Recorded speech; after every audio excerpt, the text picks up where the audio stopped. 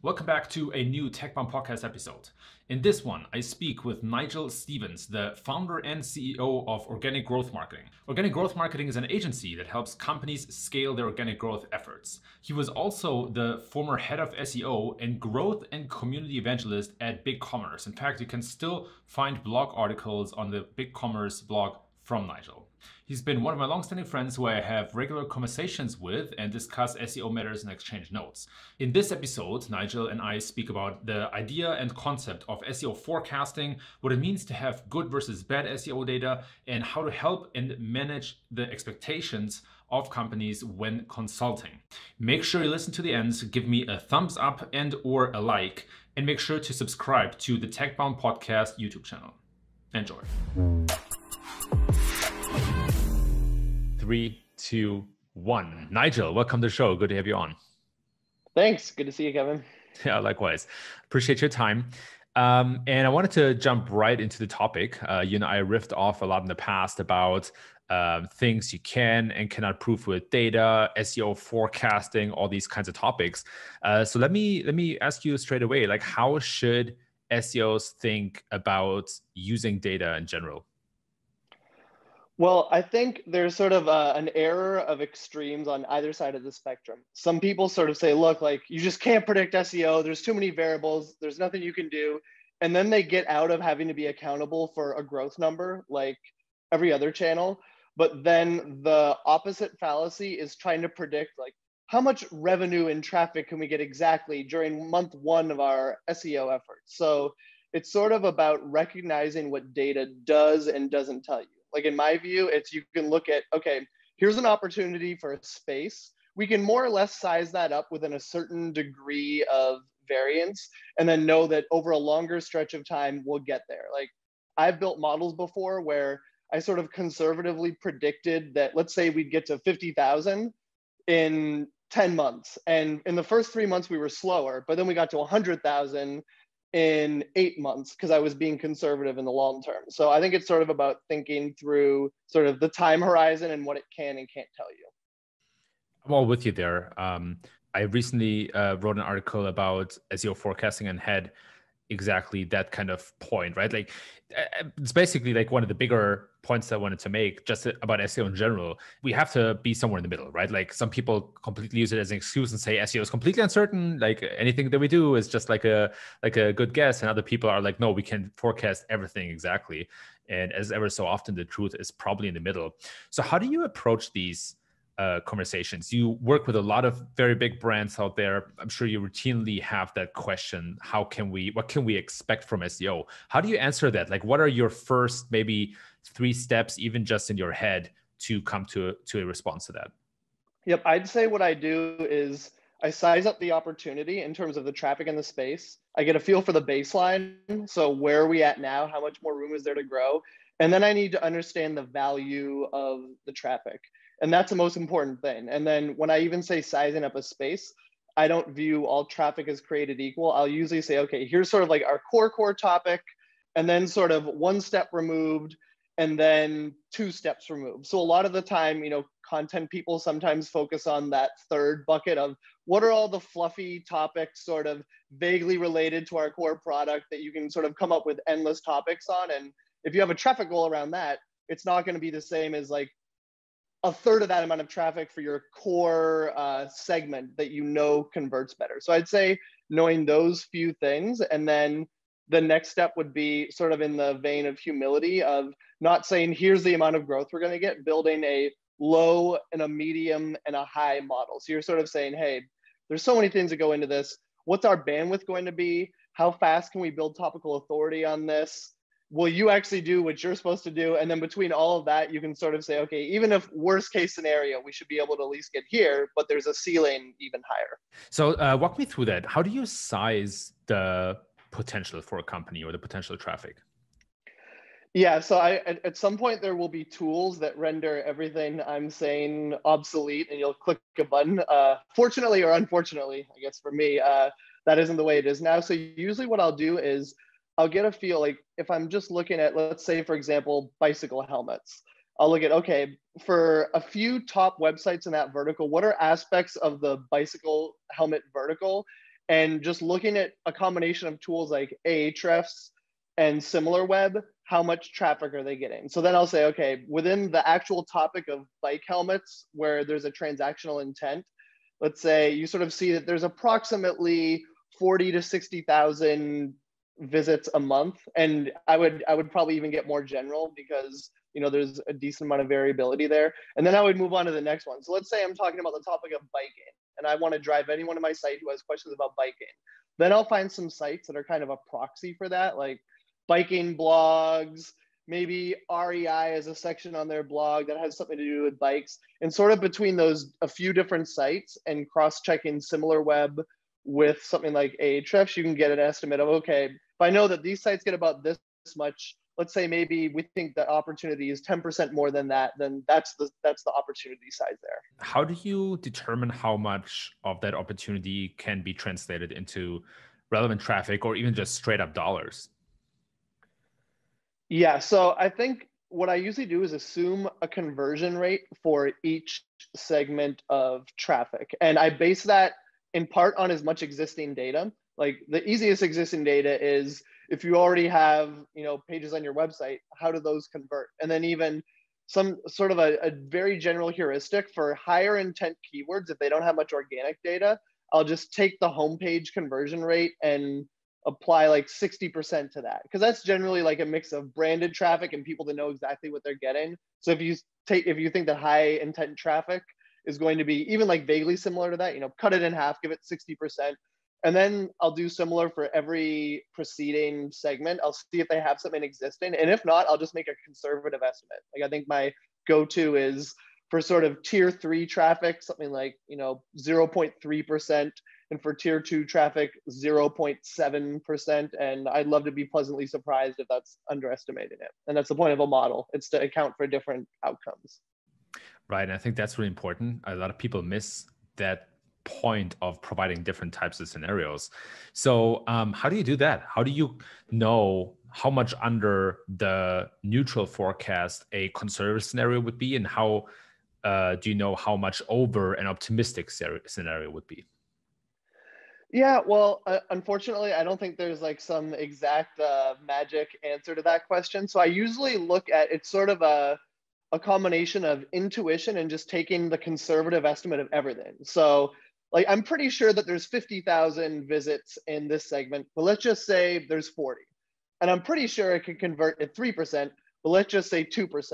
So then when you stack like 3 conservative estimates on top of each other, you can say with a decent level of confidence, hey, if we can all agree that each one of these are conservative, then together this outcome would actually be kind of disappointing, but it's still, if you're okay with this outcome, then how does the medium outcome look? And then how does the aggressive outcome look? Yeah, that's one of the biggest challenges that I faced when working with different companies or in-house is managing expectations, right? Like every company obviously wants most traffic possible, but then one of the most valuable things you can do is holding up reality and say, hey, even in the very best case, if all stars align, this is where we come out. That is in my experience, it's a gangster move to get more resources also, right? To say, hey, if you want to get there, this is what we have to do. But most SEOs just don't decrypt that clearly enough for people to make those investments. So the another question I would have about that actually is, how does that differ between different business models? How would that be different for an e-commerce site versus a SaaS site, for example? Yeah, so I work a lot in B2B SaaS, which is far and away the most difficult thing to directly prove and attribute.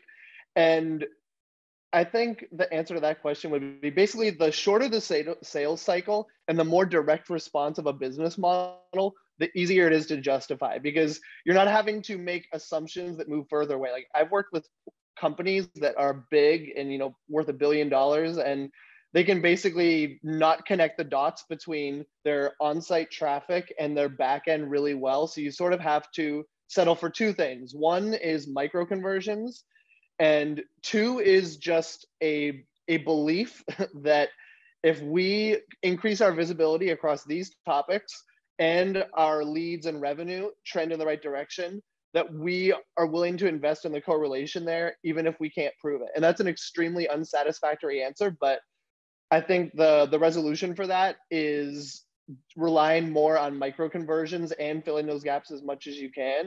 And then also just accepting what you do and don't know. And then if you're in e-commerce, it's just a lot easier to directly attribute things, especially as attribution models are getting better. And with e-commerce, when often sales cycles are a little bit lower. So there's not, 9 months in between deciding if we're going to pull the trigger on this $5 million product, basically. It's like, oh, I want this bike helmet.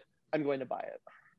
Yeah, that's actually one of the most exciting things to me right now in the analytics space, are the better attribution models. So HubSpot recently added better attribution capabilities. Google Analytics 4 has some really cool attribution models, and it's relatively crystal clear that when you compare first touch versus last touch, for example, or even linear touch, SEO has a much stronger foothold when you look at the first couple of steps or the first couple of touches with the website. But you mentioned this really interesting concept of micro conversions. Can you explain that, please? Yep. So I think especially for something like a B2B SaaS company, they say, okay, like we see a strong correlation between bringing in newsletter signups or ebook downloads or something. And then once we get all of those leads in, even if we can't properly attribute all the touch points along there, we know that once we get those micro conversions, when you average it out across everything, like these are worth so much to us, or they convert at whatever rate. So then, like, I've worked with a B2B SaaS company where past a certain step, their attribution isn't great, but they know if we just keep driving these downloads, we make more money. So keep driving these downloads. And then when we report out on the goal conversions in Google Analytics that we have there, it's like, I wouldn't go to the board to say, here's proof of the money in our bank account. But as long as that correlation persists and we know that we keep driving those downloads and the sales team is able to convert those, I wouldn't call that perfect data, but I would call that a lot better than saying, oh, since we can't measure everything down to the last dollar and cent and touch point, we should just drive traffic for anything and hope that it converts. It's a really interesting point that I actually didn't cover in my article. This idea of micro conversions, I think we call them internally soft conversions, where you have the user make an investment that eventually might lead to a bigger investment, like sign up for a newsletter and then signing up for the product. That's very interesting. How do you factor that into your traffic or revenue prediction models? Do you just separate the two? Do you kind of try to weave them in? Do you give like a bigger weight to soft conversions? Like, what is your thinking and philosophy there?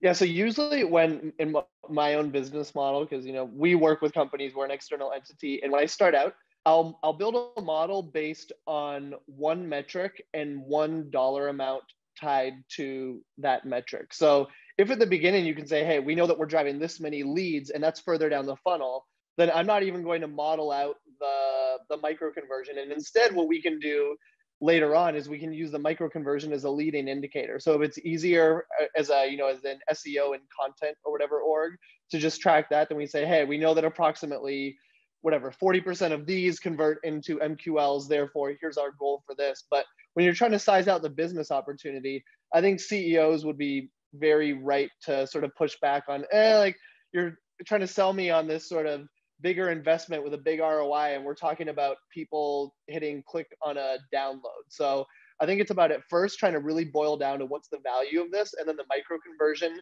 is more of an internal team metric to make sure you're moving in the right direction. But a board doesn't want to hear about your micro conversion. Like, they don't care about that, if we're being real. For sure. Boards care about dollars. I'm also curious about your tools. Like, what do you use to forecast and project? Is it Excel? Is it another tool, or maybe a combination of the two? What does your tool stack look like? Yeah, right now it's basically Google Sheets, and then using some predetermined templates where we look at a ratio of kind of Ahrefs traffic to similar web. So for example, I think Ahrefs traffic estimates can be like directionally relevant within a vertical, but the absolute numbers are so far off. So when I hear people saying things like, oh, Ahrefs says this page only gets 2,000 visits, I'm like, oh, like you've never actually looked at the comparison between these. So I find that similar web, the actuals are a lot closer to reality. So I'll develop a proportion between the Ahrefs, which can give you a good segment level sort of relative metric, and then use SimilarWeb to sort of say, okay, we think that Ahrefs is underestimating by 3x, so apply that multiple to there. And then I just have some templates in Google spreadsheets, but the better right answer is that we're developing some tools internally, and we kind of want to remove a lot of the manual work there. So hopefully next time I talk to you, we've extricated Google Sheets from that process, but we're all stuck with Google Sheets for more than we'd like to be doing. It is what it is. It is what it is. Spreadsheets still win after 20, Yeah. 30 years since their existence. There's still nothing beats a good spreadsheet. But you also mentioned how you work with clients, and I think one very interesting point to make is the difference between in-house and freelance, not in general, but more in terms of projecting traffic and managing expectations. At the end of the day, you have to do it on both sides. But talk to me a little bit about the difference of forecasting traffic and revenue in-house versus for when you're on the agency side. So I think I would actually start by answering the inverse of your question, which is where are they not different? So I think in a lot of ways, they should be pretty similar. And some of the differences have to do with the sort of internal mindset and culture around it. So sometimes, and it can be good or bad either way. So I've seen many scenarios where people they hire an SEO person, and then they don't really care what they're doing. They just sort of say, oh, they sort of view SEO as, oh, like we're getting this paid traffic over here. And then the SEO traffic, even if it's not growing, the ROI looks similar. So even if we're totally stagnant, that's fine. And then there's not really any pressure to grow, and there's not much forecasting. And then on the other side, the similar thing can happen when you hire an agency. But ultimately, it would be good if the difference between those things was shrunk, because if you're going to sort of build up an in-house team versus hiring an external agency, I actually don't see what the difference is when you really boil it down, because it's ultimately, what does all of this cost us? What is the ROI there? And I think the big difference is when you're coming in as an external agency, you can kind of promise the world to people and not talk about resources and requirements and say, oh, here's all my spreadsheets with forecasts. And then you get hired, you tell people to do stuff, they don't do it. And then you say, oh, like this company sucks, they didn't do what I said. And then the company is pissed off. And internally, you're sort of forced to build deeper relationships and sort of fight for those resources. And a lot of the time when teams are built, they sort of say, okay, what do we need from the ground up? Let's do that. But then some of the time you come in and then you sort of have to go for that along the way, versus when you're external, you kind of have to do it all up front, because people don't want to hear after the fact, oh, by the way, the SEO people said we need to spend 30,000 more on content, when you really should have factored that into the total upfront cost. So that's what I do. I try to be, if anything, scare people off, to be honest, and say, hey, like we need to produce all this content. You need these resources for the website. If you actually want to build a buzz around this, here's the kind of community stuff you need to do. That's what success looks like here. And you find that people that are on board for that are generally in a good fit to sort of ride the SEO wave, and people that aren't probably want to stick to more transactional channels. What have you found to be the most important thing that clients care about as an agency or freelancer? How do you, what do you know they're all fishing for? It's probably going to be some type of like dollar revenue metric, but how do you make a compelling case, especially when, for example, you talk to a prospect who might become a client and they ask you, what can we expect? How do you structure these conversations? Well, yeah, of course, everything boils down to what money are we getting back from this, what the ROI is. But from doing consulting, one thing I've learned is that everything is about peace of mind. Everybody wants dollars, but ultimately people want to know that they just don't want to have to worry about this. And I consider us to be a premium option. And I'm not comparing myself to other things people could get in terms of, hey, like everybody can do sort of an audit, or, say we're going to write content or do something else. The way I structure my whole business model is that we sort of align on, here are the things we need to do. Here's the division of labor between us. And then whatever we have to do within this, we own. And especially at first, that ends up being a lot of work. And the reason why I don't like personally business models that are sort of hourly consulting over very short periods of time is that you end up thinking more about how much time people are spending on stuff versus, hey, like, here's the 1 year, 2 year, 3 year output for this investment. And when you look at it through that time horizon, and we say, hey, like we're tying our reputation and everything we do on getting that, then it becomes less about, oh, what are we doing with this little deliverable or that little one? You sort of align on here's what we own, and we do everything we have to do to push it over the finish line. And I think what we try to give to people is, hey, like you don't have to worry about sending an email, and we're not going to give you big spreadsheets and tell you good luck with it. The pain in the ass thing is that you have to roll up your sleeves and work with people to get stuff over the finish line. And that's actually why, going back to your question about in-house versus freelance, I think that's one of the things that to me is a misconception, where I think to be a good external partner, you actually, a lot of the principles for in-house apply. Because if you just sit there and hand over spreadsheets, no one's going to do anything. We all know this. So even though you're an external entity, you still have to work with people, go to meetings, and sort of embed yourself as an extension of the marketing team or whatever team to actually get stuff done.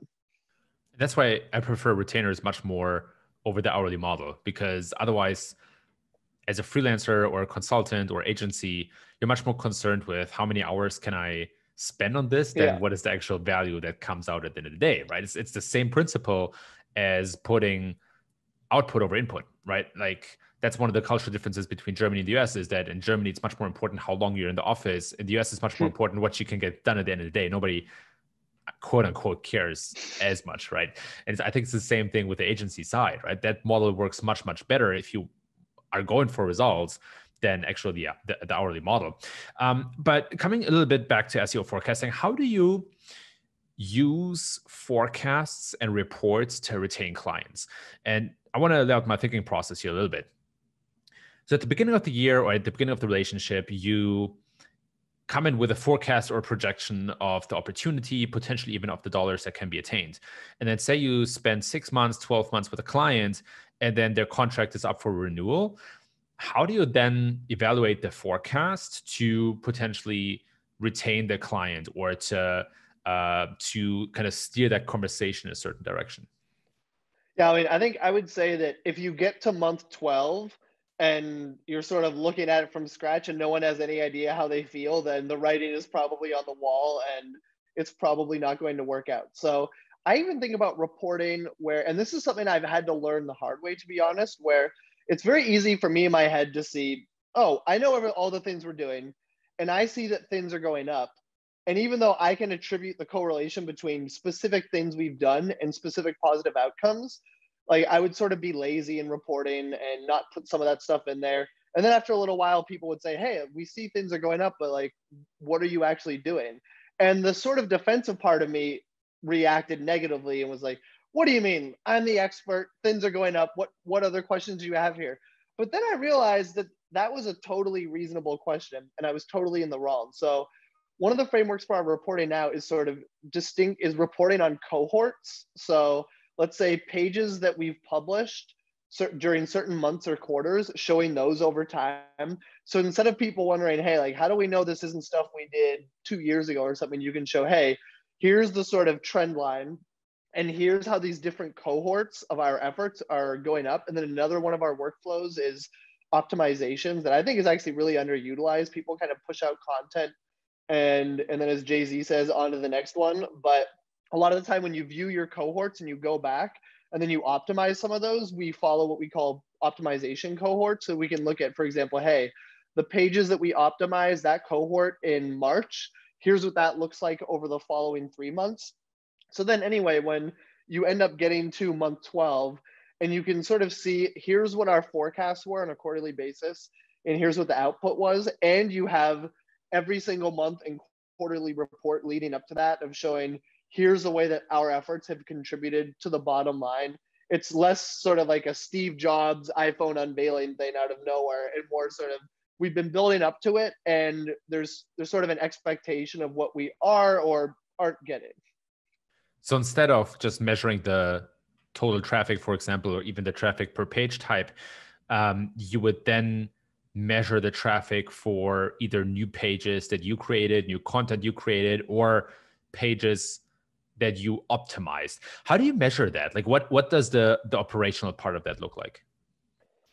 So that's another thing where I look forward to my answer next time we chat, speaking about sort of the internal tooling we look for that. But right now, it's just a janky process where we have a change log and we mark the URL and the date of an optimization. And then, you have a column that pulls in the month, a column that pulls in the quarter. And then you can pivot that out every month to look at, hey, based on our month pub date, based on our quarter pub date, based on our optimization pub date, what does that look like? And you just build pivot tables. And what that doesn't do, though, is proactively give you insights. You sort of have to go fish it out. And that's one of the things that we're working on internally that I'm excited about. Nice. Love that. Sticking to data a little bit, what's in SEO can you prove with data and what can you not prove with data? Yes. So one concept, I don't know if you've read any Nassim Taleb. He's a fascinating guy. Like many people, I wouldn't endorse his whole worldview, but he's got some of the most amazing philosophical and thought processes I've ever heard. And one of the concepts, and I think it was the black swan that changed the way I think about things, is evidence of absence is not equivalent to absence of evidence. Or no, the opposite. Yeah, absence of evidence does not equal evidence of absence. So I think a great example of this in one way is if all you ever do is base everything you do on search volume, there's an underlying assumption that search volume is perfect, which, spoiler alert, it's not. So I know for a fact with a couple of companies I've worked with that around COVID-19, because search volume trails behind real life, if you looked up what's the search volume of e-commerce COVID-19, it was 0. But you can make a hypothesis that, hey, does it make sense that people might be searching this? And that search term with 0 volume was driving tens of thousands of visits to multiple pages and sites. I know that for a fact. So again, it means that when you look up something in their search volume, it tells you people are looking for it. But not seeing, or if you look up something and there's no data for it, like in a tool like Ahrefs, which is great, but highly imperfect, it doesn't mean that no one is looking for that. And I find some of the best high converting opportunities to be with keywords that people going through a very traditional process with arbitrary rules, like, oh, I never write anything if the keyword doesn't have 1,000 searches, which is a completely made up rule. Like, okay, cool. Well, I'll go ahead and a client we're working with now, the top keyword had a search volume of 50, according to something. I don't even remember what tool. And we just looked at it and there weren't great responses. And we thought it corresponded well to the client's product. And we published it. And now that the keyword that has 50 searches, I think that page gets like 600 visits a month and is driving like solid conversions. And if all you did was follow some arbitrary rule about keyword search volume, we never would have published that content. It is great timing because I just wrote an article about exactly the fallacies of search volume, and there are so many. Yeah. And one of the biggest issues that I've seen is that exactly as you mentioned, like you write content based on a single keyword, but then that page that you create ranks for many keywords, sometimes 1,000 keywords.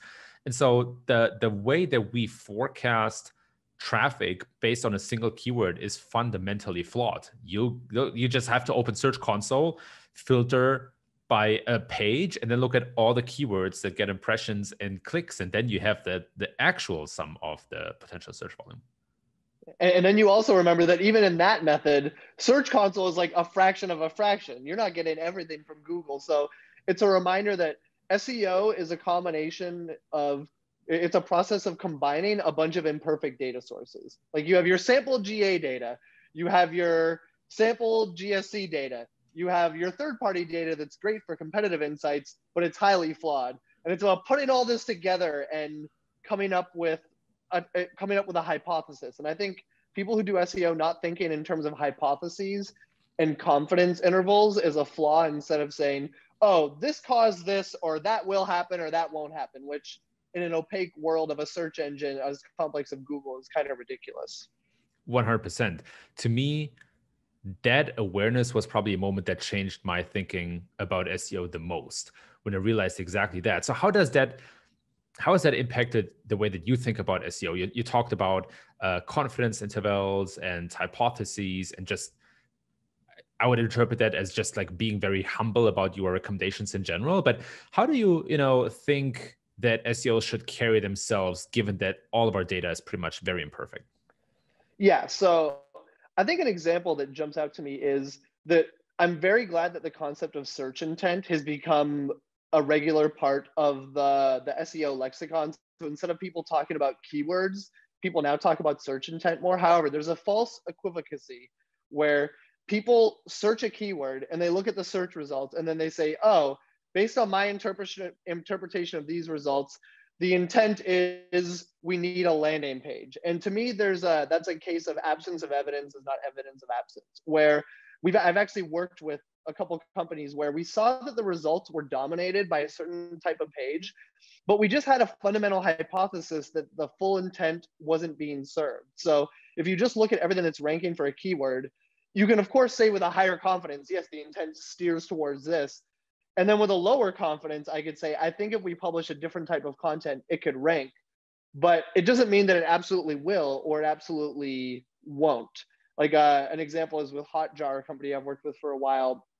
Most of the top results for the keyword website analysis were these tools like Neil Patel's tool, other tools. And based on other qualitative inputs and paid data, we think that there's actually a broader intent that isn't getting served here. So we put together a page type that was fundamentally different than everything else.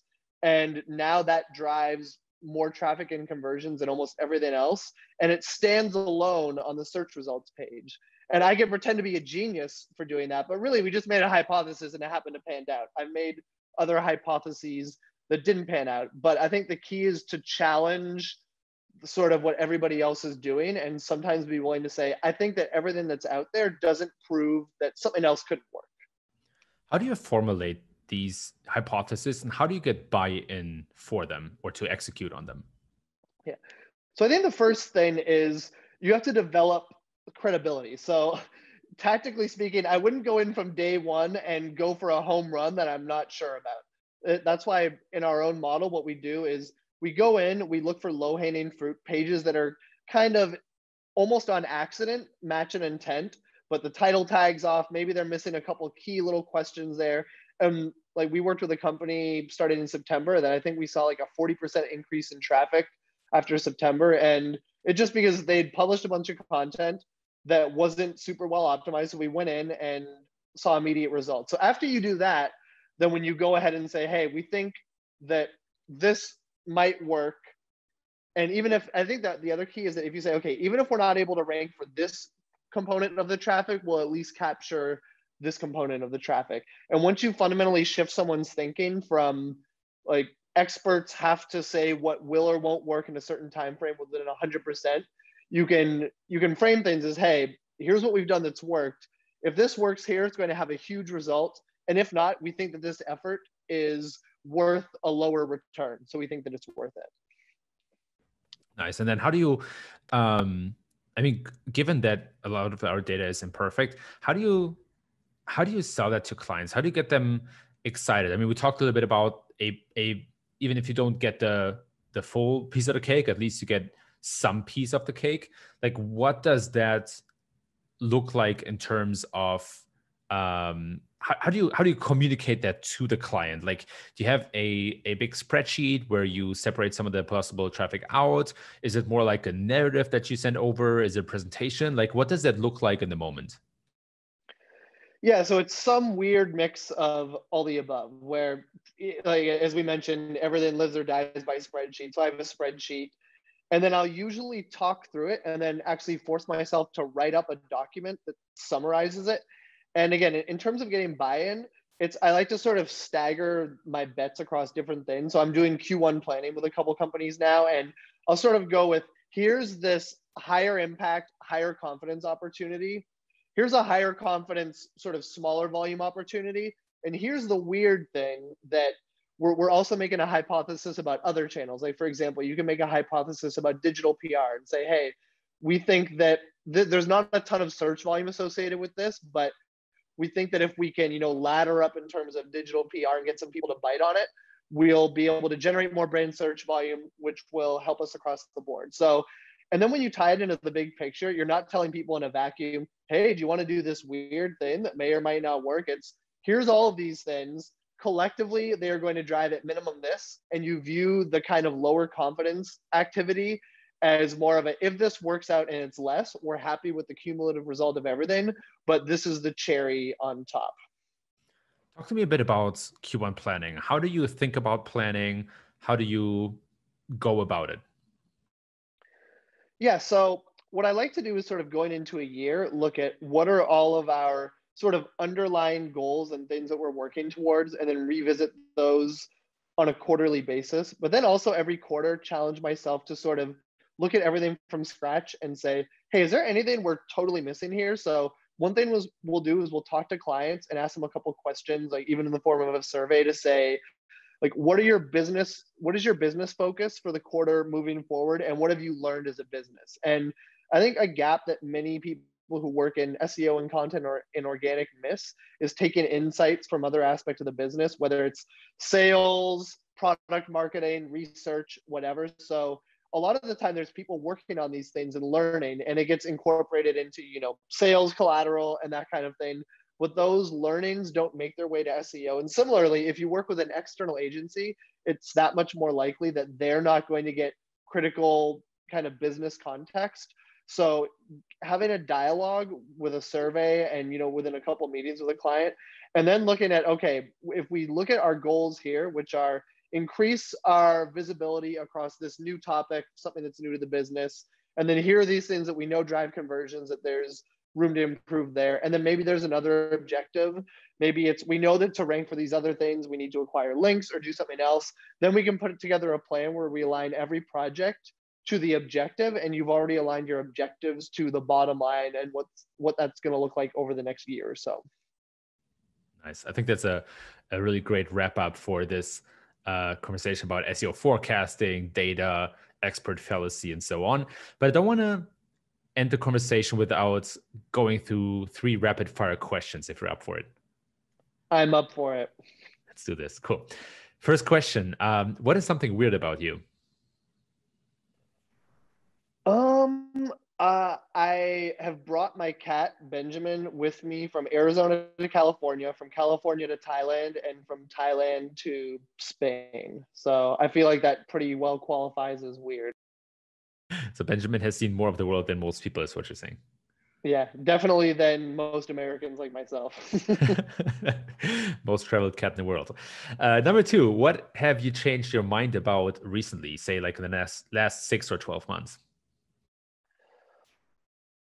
What have I changed my mind about recently? I think even some of the thoughts around keyword intent that we were discussing about before, where I used to have a little bit more of a rigid mindset where you say, hey, here's the intent for this, we have to create this page. And as I've experimented more and tried different things, I've adopted more of an open mindset and that sort of hypothesis framework. So sorry to be redundant there, but that's what comes to mind. That's totally fair. And the last question, what would you change in the world if you had a magic wand? I think I would give everyone more empathy, and that's sort of across the board, whether, you look at the political climate in the US and people not understanding each other. You look at different disciplines in marketing and people not really trying to understand it. Like we're SEO people. We always get annoyed when people don't accept our view of the world, but then it's also probably easy for us to misunderstand other channels. So just taking the time to listen and empathize, and I put myself at the front of that list of people who need to improve. Amazing. Perfect wrap up. Nigel, thank you so much for coming on. Where can people find and follow you? Yep. So I would say my LinkedIn, and if you want to reach out, hit me up through marketingog.com. Perfect. Thank you so much for your time. This was a wonderful conversation, and I'm looking forward to the next one. Yep. I had a lot of fun. Thanks, Kevin. 3, 2, 1.